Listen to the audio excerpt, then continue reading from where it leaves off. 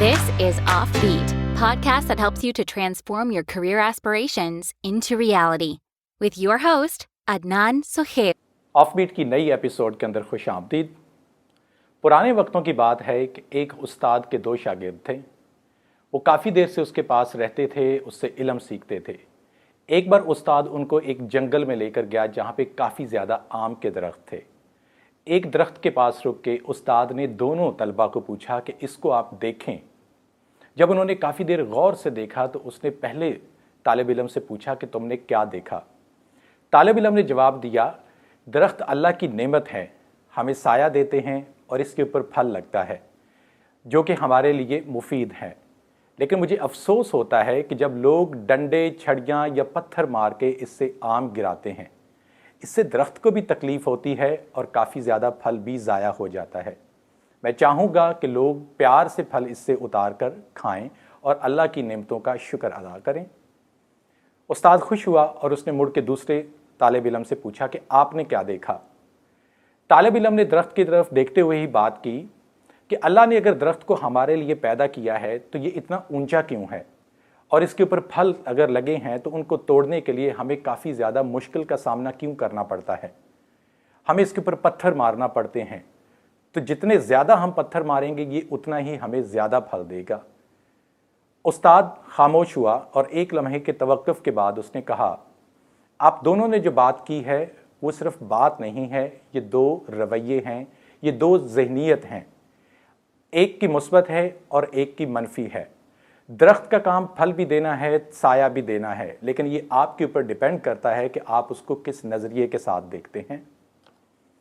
आज के इस प्रोग्राम के अंदर भी हम इसी चीज़ के ऊपर बात करने जा रहे हैं, मस्बत रवैये और मनफी रवैये, जो कि हमारी सोसाइटी के अंदर एक बहुत बड़ा हिस्सा हैं। मैंने पिछले एक हफ्ते के अंदर अपने फेसबुक पेज के ऊपर एक पोल रन किया और उसके अंदर जो मुझे वोट आए हैं उनमें से सिर्फ 22% लोगों का कहना है कि उनके आसपास जो लोग हैं उनकी सोच मस्बत है। 77% लोगों ने कहा कि उनके जो इर्द गिर्द लोग हैं, जो हालात हैं, वो काफ़ी ज़्यादा नेगेटिव हैं। अब इसकी कई मिसालें हो सकती हैं।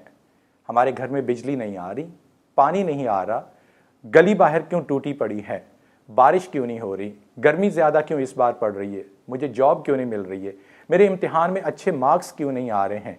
ये सारी की सारी वो चीज़ें हैं कि जो कि शो करती हैं कि इंसान के अंदर काफ़ी हद तक जो नेगेटिव सोच आ चुकी है।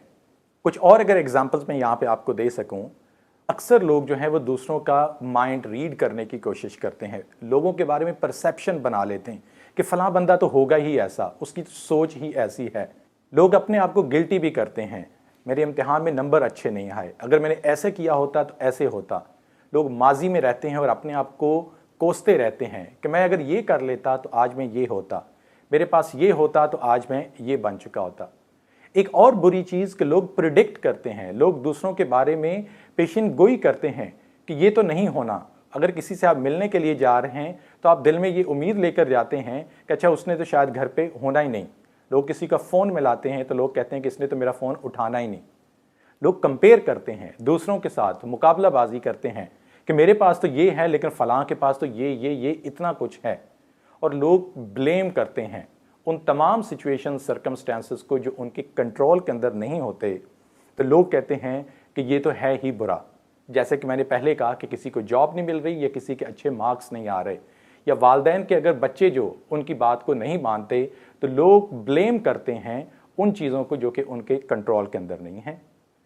मैं प्रोग्राम के अंदर वेलकम करता हूं जनाब साद रियाज को और उनकी सोच और उनकी ऑब्जर्वेशंस यहां पर पूछते हैं। अस्सलाम वालेकुम साद। वालेकुम अस्सलाम अदनान, हम लोगों ने जब देखा फेसबुक पेज पे आपके जो जितना भी फीडबैक आ रहा है उसमें एक चीज़ बहुत कॉमन थी, वो यही था कि लोगों का एक रवैया जो है वो अपनी ज़ात को लेके एक सेल्फ़ लोदिंग बिहेवियर के, ख़ुद को बार बार ये कहना कि मेरी ज़िंदगी अच्छी नहीं चल रही या मेरे साथ अच्छा नहीं चल रहा या कुछ भी है, उसके बारे में बात करते थे। तो बहुत ज़रूरी था कि हम लोग ऐसा प्रोग्राम करें जिसमें हम ये एक्सप्लेन करें कि पॉजिटिव इंटेलिजेंस आपकी ज़िंदगियाँ कैसे बदल सकती है।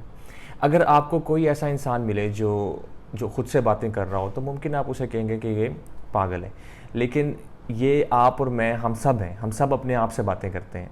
ऊंची आवाज़ में नहीं करते, लेकिन हम सब अपने आप से बातें करते हैं। हमारे जहन में कुछ आवाज़ें होती हैं। यही आवाज़ें जो हमारे जहन में हैं ये हमसे शिकायत भी करती हैं, तबसरे भी करती हैं, ये पसंदीदगी नापसंदीदगी को बार बार उजागर करती हैं, ये हुज्जतबाजी करती हैं हमारे साथ, हमारे अंदर ये क्या सराइयाँ होती हैं। ये मुसलसल चलने वाला एक प्रोसेस है। और अगर आप इस प्रोसेस को रुक कर थोड़ा सा एनालाइज करें कि क्या ये प्रोसेस जो अंदर आवाज़ें हैं ये माजी की कुछ एकोज़ हैं, कि माजी की कुछ आवाज़ें हैं, या ये मेरे मुस्तकबिल के बारे में मेरी सोच है, तो आपको ये अंदाज़ा होगा कि हम अपने हाल के बारे में बहुत कम, अपने माजी और अपने मुस्तकबिल के बारे में बहुत ज़्यादा सोचते हैं। अपने माजी में होने वाले वो तमाम मनफी वाक़यात जो हमारे साथ रूनुमा हुए हों वो हमारी पर्सनैलिटी को शेप करते हैं, और हम उन्हीं के ऊपर देखते हैं कि हमारा अब फ्यूचर क्या होने वाला है। जबकि इन दोनों में कुछ मुताबिकत जो है वो ना तो साइंटिफिकली और ना ही रिलीजियसली वी बिलीव कि इसमें कोई मुताबिकत नहीं। ऐसा ज़रूरी नहीं कि जो माजी था वही मुस्तकबिल हो, या जो हाल है वही मुस्तकबिल हो, लेकिन हम मुस्तकबिल के बारे में सोचते हुए कुछ गलत और मनफी नताइज अखज़ करना शुरू करते हैं। और इसी को हम कहते हैं कि वरी करना, वो कहते हैं डोंट वरी बी हैप्पी। तो ये डोंट वरी और बी हैप्पी का जो बैलेंस है, यही एक चीज़ है जो फ़र्क है आपके मुस्बत और मनफी रवैयों में। बहुत दफ़ा ऐसा होता है अदनान कि जब मैं ख़ुद अपनी बात भी करूँ कि मैं अपनी सोच में इतना महव होता हूँ कि वो जो भी सोच होती है जो हकीकत नहीं है वो एक फ़िल्म की तरह मेरे जहन में चलना शुरू हो जाती है। ऐसा लगता है कि जैसे मैंने वाक़तन वो चीज़ एक्सपीरियंस की है जो अभी तक हुई नहीं है। वो खौफ जो मुझे अपने हाल से है, अपने मुस्तकबिल से है, वो भी हुआ नहीं है, और मुझे ऐसा लगता है कि मेरे साथ ऐसा हो रहा है। और जिस कंडीशन में मैं अभी हूँ इससे उसका कोई ताल्लुक़ नहीं होता। ये वही अभी तो मेरे पास अभी तो रोटी है, अभी मेरे पास कपड़े हैं, अभी मेरे पास जो मौजूद चीज़ें हैं, बहुत बार उसके साथ कोई मुताबिकत उसकी नहीं होती। और अगर कोई ऐसी मुताबिकत हो भी तो मैं अपने पास जो अभी चीज़ मौजूद है उसको भी अपने माजी या मुस्तकबिल की उसी आवाज़ों की रोशनी में देखना शुरू करता हूँ। तो ये मनफी रवैयों को हमारे अंदर पैदा करना शुरू करती है। मज़े की बात यह है अदनान, आपने एक सवाल किया जो फेसबुक पे कि आपके इर्द गिर्द कितने लोग हैं जो आपको मनफी या मस्बत रवैयों वाले मिलते हैं, तो बेशतर लोगों ने यही कहा कि मनफी रवैये के लोग मिलते हैं। अगर आप इस सवाल को बदल के डाल दें फेसबुक पे, और we can do the social experiment कि आप खुद मनफी हैं या मस्बत हैं, तो बहुत से लोग यही कहेंगे कि हम तो खुद मस्बत ही हैं। जबकि होता ये कि ये जो मनफी रवैया है ये हमारे अंदर इस तरीके से पेनिट्रेट कर जाता है कि हमें एहसास नहीं होता कि हम कब कहाँ वो मनफी एनर्जीज़, वो मनफी रवैया अपना बाहर निकाल रहे हैं, कभी गुस्से की शक्ल में, कभी शिकायत की शक्ल में, कभी तनकीद की शक्ल में। और इस तरह से आप देखेंगे कि अगर फेसबुक की फीड भी स्क्रॉल कर रहे हैं तो हर बंदा जो है वो एक मनफी कमेंट ज़्यादा करता है, चीज़ों को क्रिटिसाइज़ ज़्यादा करता है। वो क्या होता है, वो अंदर की वही दबी हुई आपकी मनफी जो एनर्जी होती है वो कहीं ना कहीं तो निकल नहीं होती है, तो हम वहाँ पे इस तरीके से निकालते हैं। तो जैसे आपने मुझसे ये पूछा कि क्या वजूहात हैं, तो ये इसी की यही एक वजह है जो साइकोलॉजिस्ट बिलीव करते हैं कि हमारे अंदर की जो आवाज़ें हैं अगर हम उनको ठहर कर ख़ुद को से एक्सट्रैक्ट कर एक दफ़ा ख़ुद को जाँचना शुरू करेंगे तो हमें पता चलेगा कि ये माइंडसेट कैसे डेवलप हो गए। ट्रू। और यही जो नेगेटिव रवैये होते हैं ये आपको काफ़ी ज़्यादा फिज़िकली और मेंटल उस सिचुएशन के ऊपर लेके जाते हैं कि जिनको आप कह सकते हैं कि अब ये इसका आपके ऊपर एक नेगेटिव चीज़ का नेगेटिव असर होने लगा है। लाइफ के अंदर मुझे नहीं लगता है कि कभी भी हमने ये सुना हो कि बंदा बहुत ज़्यादा नेगेटिव हो और उसको फ़ायदा हो रहा हो। हमेशा नेगेटिविटी जो होती है, वो नेगेटिव एटीट्यूड जो होते हैं, ये नफ़ी के अंदर, ये आपको नुकसान के अंदर ही लेकर जाते हैं। अगर मैं कुछ आपको बताऊं कि जब लोग मेंटली हर वक्त एक नेगेटिव थॉट प्रोसेस का हिस्सा रहते हैं, जैसे आपने कहा कि वो अपने माजी या अपने मुस्तकबिल को सोचते रहते हैं, और उसमें से भी हमेशा क्योंकि उनके इर्द गिर्द एक माहौल ऐसा बन चुका होता है, वो नेगेटिव को ही देखते हैं। वो सोशल मीडिया फेसबुक के ऊपर जाते हैं तो वहाँ पे भी उनको नेगेटिविटी मिलती है। वो ट्यून इन करते हैं कोई रेडियो या टीवी चैनल, तो वहाँ पे भी उनको नेगेटिविटी ही मिलती है। घरों के अंदर जो उनके बड़े होते हैं उनकी तरफ से भी उनको एक नेगेटिविटी मिलती है कि हमारे दौर में तो ऐसा था, आज तो ये दौर ही ख़राब हो गया है, हमारे बच्चे तो ऐसे थे, आज के दौर के बच्चे ही ऐसे हो गए। तो ये जो नेगेटिविटी होती है, जो लोग इसका शिकार होते हैं उसके ऊपर इसके बहुत ही ख़तरनाक असरात होते हैं। वैसे तो ये बहुत ज़्यादा है। अगर मैं आपको बताऊं कि वो लोग फिज़िकली और मेंटली दोनों ही इसमें से सफ़र करते हैं। उनको फ्रस्ट्रेशन होती है, उनको डिप्रेशन होता है, और तमाम डॉक्टर इस चीज़ के ऊपर एग्री हैं कि फ्रस्ट्रेशन और डिप्रेशन जो है ये दुनिया की तमाम बड़ी बड़ी जो बीमारियां हैं उनका सबब बनती हैं। लोगों की जो स्लीपिंग ऑर्डर है, जो हैबिट्स हैं, वो डिस्टर्ब हो जाती हैं। लोगों को किसी चीज़ के अंदर कोई अट्रैक्शन नहीं नज़र आती है, ना खाने के अंदर, ना कपड़ा पहनने के अंदर, ना स्कूल कॉलेज जाने के अंदर, ना अपने काम के ऊपर जाने के अंदर, ना दोस्तों के मिलने के अंदर, कि नेगेटिविटी जो है वो कभी भी उन चीज़ों को कभी भी आपके पास लेकर नहीं आएगी, ना उस सोच को, ना उन अवामिल को आपके पास लेकर आएगी जो कि आपको आगे बढ़ने के अंदर मदद देंगे। नेगेटिविटी हमेशा आपको पीछे नीचे, पीछे और नीचे ही लेकर जाती रहेगी, और इसका फ़र्क ना सिर्फ इसका असर आप पे पड़ता है बल्कि आपकी फैमिली, आपके कोवर्कर्स, आपके फ्रेंड्स, आपके ऑफिस के अंदर और सब जगहों के ऊपर इसका असर होता है, और ये चीज़ एक से दूसरे तक बड़ी जल्दी फैलती है। क्या कहेंगे साथ आप इसके असरात, और फिर इसमें से बाहर आने के लिए क्या करना चाहिए? If you like our content, please subscribe to our channel. Now, back to the show. एक अगर मैं बहुत बड़ी बात को छोटा करके बताऊं, तो हमारे एक दोस्त ने कभी मुझे बताया था कि खुशहाल वो इंसान होता है जो अपने हाल पे खुश होता है। जब तक आप अपने आज को, अपने अब को, अपने नाव, अपने हाल के ऊपर कंटेंटेड नहीं हो जाएंगे ना, कि जैसा है अब ऐसा ही है और ये ठीक है, तो तब तक आप उसमें से खुशी नहीं एक्सट्रैक्ट कर सकते। आपके इर्द गिर्द जो अच्छी चीज़ें होंगी आप उनको भी अप्रिशिएट नहीं कर सकते। मिसाल के तौर पर बहुत से लोग ऐसे दुनिया में होते हैं जिनके पास बच्चे नहीं होते। जिनके पास बच्चे होते हैं वो बच्चों के शोर से परेशान होते हैं। अब बच्चों के शोर से परेशान होकर अनहैप्पी होना या फ्रस्ट्रेट होकर गुस्सा करना घरों में आके, इस अमल को आप किस नज़रिए से देखेंगे? यानी वो अपने अब के ऊपर खुश नहीं है। खुश तो वो नहीं है जिसके पास औलाद नहीं है। तो हम इसको अगर देखें तो अपने हाल के ऊपर खुश होने वाला इंसान ही एक مثبت रवैया निकाल सकता है। अदनान, कितनी सारी जगहों पे ये सर्वेज होते हैं एनालाइज करने के लिए कि इंसान की ज़िंदगी को बेहतर कैसे बनाया जा सकता है। तो जो लोग डिप्रेशन के मरीज़ होते हैं या बार बार अपनी ज़िंदगी में शिकायत करते हैं, मनफी रवैया रखते हैं, उनकी ज़िंदगी में एक कॉमन एलिमेंट ये होता है कि वो हॉबीज़ नहीं होती उनके पास। उनके पास अपना फारिग वक्त सर्फ करने के लिए कुछ नहीं होता। जब खाली हाथ होते हैं तो शैतान आपके लिए काम ढूंढता है। तो जब आपके पास कुछ करने को नहीं होता है तो फिर आप लोगों की बातें करते हैं। You talk about people. आप आइडियाज़ की बात नहीं करते, आप किसी और मस्बत चीज़ के बारे में नहीं सोचेंगे। फिर आप यही कि किसी ने मुझे क्या कहा था, मैंने उसको क्या कहा था, मैं तो आज यहाँ फंस गया, कल मेरी शादी होनी है, मैं तो इतने साल का हो गया, मेरी शादी क्यों नहीं हुई है, या मैं इतनी साल का हो गया, मेरी जॉब क्यों नहीं है। आप ये सोचते रहेंगे क्योंकि इस वक्त फिल वक्त आपके पास करने के लिए हाथ में काम मौजूद नहीं है। हॉबीज़ आपको हेल्प करती हैं इस चीज़ को ब्रेक करने के लिए। आपको इस नेगेटिव भंवर में से कोई और नहीं निकाल सकता सिवाय आप खुद के। मैं भी जब इस मसले में पड़ा हूँ, जब मैं भी डिप्रेस हुआ हूँ, तो मुझे किसी ने नहीं निकाला सिवाय मेरे इर्द गिर्द आप जैसे कुछ दोस्त जो मौजूद रहे, जिन्होंने मुझे कहा कि तुम ये सोचो। जब मैंने सोचना शुरू किया तो मुझे पता चला कि वाकई में मैं अपना दुश्मन खुद ही हूँ, मुझे खुद ही को इसमें से निकालना है। तो यही एक रवैया जो है वो आपको इससे बचा सकता है। तो आप कुछ चीज़ें अपने साथ एक्सरसाइज के तौर पे करके देखें और बताएं कि क्या इसने आपकी ज़िंदगी में कोई तब्दीली आज के दिन में लेके आई है। जैसे कि आज हम लोग हफ्ते को ये शो जो है वो ऑन एयर करते हैं, तो हफ्ते का दिन है, आप सोचें कि आप एक कागज़ पकड़ें और उस पर लिखें कि 3 ऐसी चीज़ें जिनके लिए आप दुनिया में खुश हैं। आपके वालिदैन ज़िंदा हैं, आपके पास सेहत है, आप खूबसूरत हैं, आप खूबसीरत हैं। आप कुछ भी ऐसा लिखें कि ऐसी चीज़ जिसके बारे में आप खुदा का शुक्र अदा करते हैं। खुदा का शुक्र अदा करने के लिए बहुत सी चीज़ें मिलेंगी, लेकिन आप 3 चीज़ें ऐसी लिखें जिससे आप खुदा का शुक्र अदा करते हैं। आपके जहन में वो सब चीज़ें चलना शुरू हो जाएंगी जिसके ऊपर आपको मज़ीद शुक्रगुजार होना चाहिए। शुक्रगुजारी जो है ये आपके अंदर पॉजिटिव एनर्जी लेकर आती है। आप अपने इर्द गिर्द लोगों में मस्बत बातें करना शुरू करें, मतलब यू बिकम द गिवर। आप देना शुरू करें। हमेशा आपने दुनिया से सब कुछ लेना ही नहीं है, आपने देना भी है। आप क्या दे रहे हैं वो सोचें, मस्बत कुछ बातें कहना शुरू करें और लोगों को मस्बत बात बांटें। आप देखेंगे आपके अंदर चेंज आएगी।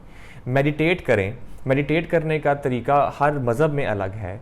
मुसलमानों के लिए नमाज के बाद रुक कर दुआ करने का जो अमल है वो मेडिटेशन है। आप उसको बढ़ा सकते हैं। मेडिटेट 2, 3, 4 मिनट अपने अल्लाह के साथ ताल्लुक़ कायम करें, अपनी दुआ को बढ़ाएं, मेडिटेट करें। रुक कर ठहर कर किसी भी मज़हब का, किसी भी तबके का इंसान ये करता है तो उसको सुकून मिलता है। ये पूरी दुनिया में राइज बात है। अपनी ज़िंदगी में 10-15 मिनट की एक्सरसाइज को ही लेकर आएँ। आज ऐसा कुछ कर लें कि मैं 10 मिनट एक्सरसाइज करके देखता हूँ। देखें आपके अंदर जो ऑक्सीटोसिन है वो रिलीज़ होता है ब्लड के अंदर, एड्रेनलिन कम होता है, फाइट एंड फ्लाइट मोड आपका एडजस्ट होगा, आपके हार्मोनल चेंजेस से आपको फ़ायदा मिलेगा। करके देखें आप ये चीज़ जो मैं बात कर रहा हूँ अदनान हॉबीज़ की, जब मैंने एक बार अपने इर्द गिर्द कुछ लोगों से पूछा कि आपकी क्या हॉबीज़ हैं, तो मुझे हैरत हुई देखे कि लोगों के पास नॉर्मली हॉबीज़ होती नहीं है। लेकिन अगर मैं सवाल ये करूँगा, आप अगर हॉबी अगर रखना चाहो तो क्या रखोगे, तो वो अपने 9वीं-10वीं जमात की किताब में जो हॉबीज़ का ऐसे था ना, उनके जहन में वो आ जाता है, गार्डनिंग, स्टैम्प कलेक्टिंग और इस तरह की चीज़ें। जबकि उसमें मुमकिन आपकी इंटरेस्ट नहीं हो। अपने आप को हॉबीज़ को ब्रॉडन करें। और बहुत सारी हॉबीज़ अदनान दुनिया में आज ऐसी हैं जो लोगों को पैसे कमाने का ज़रिया भी हैं। मिसाल के तौर पे हमारी एक घर में अम्मी के यहाँ जो एक मेड आती हैं अदनान, उन्होंने रिसेंटली नाले बनाना शुरू किए हैं, नाले परांदे, और वो उसका गेट अवे है। ठीक है, उसको नहीं, मैं उसको इस तरीके से नहीं मालूम कि वो इस एक्टिविटी से क्या फ़ायदा है। वो काफ़ी मुस्बत औरत है, तो उसने नाले परांदे बनाने शुरू किए हैं, और वो नाले परांदे पैसे कमाने के लिए बनाती नहीं है, वो सिर्फ अपने आप को, उसको मज़ा आता है, उसको अच्छा लगता है। अलग अलग तरह के रंग, अलग अलग तरह के धागों को मिलाकर वो जब उसको करती है एक्सरसाइज को, उसे अच्छा लगता है। तो पिछले दिनों मेरी अम्मी मुझे बता रही थी कि उसने कुछ एलीट कम्युनिटीज़ जो लाहौर में है, जैसे गुलबर्ग है, डिफेंस है, वहाँ पर उनको अच्छी कीमत में बेचा और उसे खुशी मिली है। आप इस बारे में सोचें। कनारियाँ, गोटे लगाना पहले ख़वातीन ये करती थीं, आजकल इसके ऊपर इंस्टाग्राम का पेज बना हुआ हो और आप गोटे कनारी लगाकर किसी को दिखा रहे हो, तो ये भी आपके लिए एक बिज़नेस भी हो सकता है, एज़ वेल एज़ आपको तस्कीन भी देगा, सेटिस्फेक्शन भी देगा। लोग कागज़ों की ओरिगामी बनाते हैं, लोग रिबन वर्क्स करते हैं, या कुछ भी अगर आप नहीं करना चाहते तो आप लिख सकते हैं, अपनी थाट्स को लिख लें, कागज़ पेंसिल पकड़ के अपनी थाट्स को लिखना शुरू करें। बहुत सारी दुनिया में नावल लिखने वाले इसी तरीके से नावल निगार बने हैं कि उन्होंने अपने साथ होने वाले वाक़यात को, अपने इर्द गिर्द मौजूद किरदारों को कागज़ के ऊपर लिखा है। तो अदनान, ये आज एक स्टेप जो आप लेंगे, ये एक स्टेप आपकी ज़िंदगी बदलेगा। बजा आपने फरमाया, इंटरेस्टिंग। और मुझे लगता है कि किसी भी चीज़ का, जैसे बीमारी है तो बीमारी का इलाज होता है दवाई। जैसे कि आप फेल हुए तो फेल का ऑपोजिट होना है पास, और उसके लिए आपको मेहनत करनी पड़ेगी। नेगेटिविटी को नेगेटिविटी के साथ नहीं, बल्कि आप हमेशा पॉजिटिविटी के साथ ही ख़त्म कर सकते हैं। वो कैसे? क्योंकि आप उसको रिप्लेस करते हैं। नेगेटिविटी को अगर कहा जाए कि आप जड़ से उखाड़ दें, मुश्किल है। लेकिन अगर आप ये कहें कि जहाँ जहाँ पे आप नेगेटिव होते हैं वहाँ पे आप पॉजिटिव होना शुरू कर दें, तो उससे ये है कि आपकी गुफ्तगू के अंदर और आपकी पर्सनैलिटी के अंदर और ओवरऑल लाइफ के अंदर आपके जो सक्सेस के चांसेस होते हैं वो बढ़ जाते हैं। पॉजिटिव, अगर मैं कहूँ कि जो positive intelligence, positive thoughts, positive behaviour, एक मस्बत रवैया अपने अंदर अगर आप पैदा कर लेते हैं, तो उसके यकीन करें आपको काफ़ी ज़्यादा फ़ायदे मिलेंगे। वो कैसे आपको फ़ायदे मिलेंगे कि आपकी ओवरऑल पर्सनैलिटी जो है वो बड़ी ही खुशगवार हो जाएगी।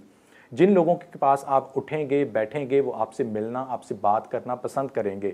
लोग आपको अपने लिए एक रोल मॉडल समझेंगे, क्योंकि उनको लगेगा कि यार, जब भी मुझे कोई मसला या परेशानी होगी, इस बंदे से अगर मैं बात करूंगा तो इससे मुझे हमेशा कोई ना कोई सलूशन, कोई ना कोई पॉजिटिव चीज़ ही उसमें से मिलेगी। लोग ज़्यादा आपके साथ इंगेज होंगे, और जब आप ज़्यादा इंगेज होते हैं लोगों के साथ, तो वो चाहे आप वर्क प्लेस के ऊपर हों, हमने लास्ट एपिसोड के अंदर टीम वर्क की बात की थी, तो वहाँ पे भी आपको फ़ायदा देता है, आपकी सक्सेस, आपकी ग्रोथ उससे होती है। और अगर आप एक एम्प्लॉयर हैं, आपके पास आपके मुलाजमीन हैं, तो अगर आप पॉजिटिव तरीके से उन तमाम लोगों के साथ कोलैबोरेट करके चलेंगे, तो उससे आपके बिजनेस को भी फ़ायदा मिलेगा।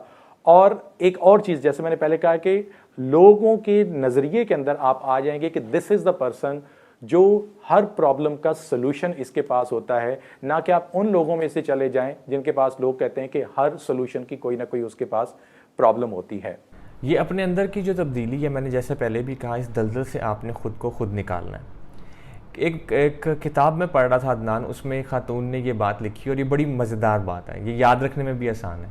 उसने कहा कि एक टर्मिनोलॉजी आप पढ़ते होंगे, WTF, उसका एक मुख्तलिफ वर्ड तो मतलब तो है ही, लेकिन उसने कहा कि WTF ये एक रवैया है, विशफुल थिंकिंग फॉरएवर।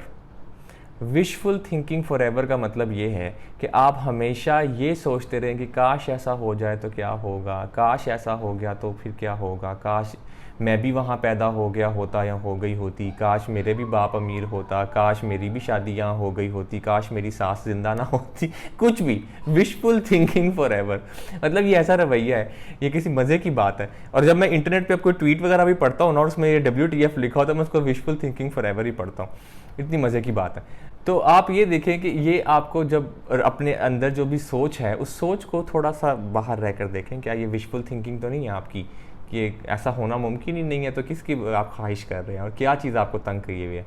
तो आपके अंदर वो इत्मीनान और वो जो इत्मीनान आएगा वही असल में सब चीज़ें। और जैसे आपने कहा कि बाहर दूसरे लोगों से जो आपका रवैया है वो बदलना शुरू होगा।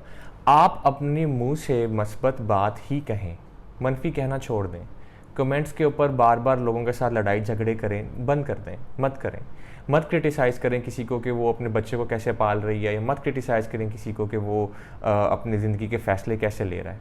चुप कर जाएं, खामोश रहें, सिर्फ मस्बत बात ही कहने का एक वादा कर लें अपने साथ। इंडिया में अदनान ये बहुत बड़ा बिजनेस बन चुका है कि पूरी दुनिया से लोग अपने अंदर की नेगेटिविटी को ठीक करने के लिए कुछ योगी बाबों के पास जाते हैं, और वो असाइलम्स के अंदर कुछ 7-8 दिन की जो है वो पूरी रिट्रीट प्रोग्राम्स करते हैं। श्रीलंका, इंडिया और बांग्लादेश के अंदर ये काफ़ी बिजनेस, नेपाल के अंदर ये बढ़ता जा रहा है। क्यों है? अच्छा, वो ऐसा क्या करते हैं कि वो हफ्ते के बाद इंसान की ज़िंदगी बदली भी होती है? वो नहीं कहते तुम खामोश रहो, तुमने मौन व्रत रखना है, तुमने खामोश रहना 7 दिन के लिए। या उसे कहते हैं कि तुम अपनी ज़िंदगी के तमाम जो भी अच्छी बातें उनको काउंट करना शुरू कर दो। या वो कहते हैं नेचर के करीब आ जाओ। या वो कहते हैं कि तुम जो है वो अपने पुराने सारे रिश्तों को भूल कर तुम एक इंसान हो और अब तुम सिर्फ अपने बारे में सोचो, या अपने अब के बारे में सोचो, अपने आज के बारे में सोचो। और उनको मुख्तलिफ कामों में लगा देते हैं। सफाई करना, झाड़ू करना, उनको अपनी ज़ात की नफ़ी करना सिखाते हैं। ये सब चीज़ें क्या है अदनान? ये क्या आपको लगता है कि बहुत नई बात बताई गई है? लेकिन वो पूरा रिट्रीट जो प्रोग्राम है वो अपने अंदर आप आज से शुरू करें और अगले 7 दिनों के अंदर आप एक मुख्तलिफ इंसान देखेंगे। और अपने इर्द गिर्द के लोगों की फ़िक्र करना बंद कर दें। आप ठीक हो गए हैं इसका ये मतलब नहीं है कि सब ठीक होंगे।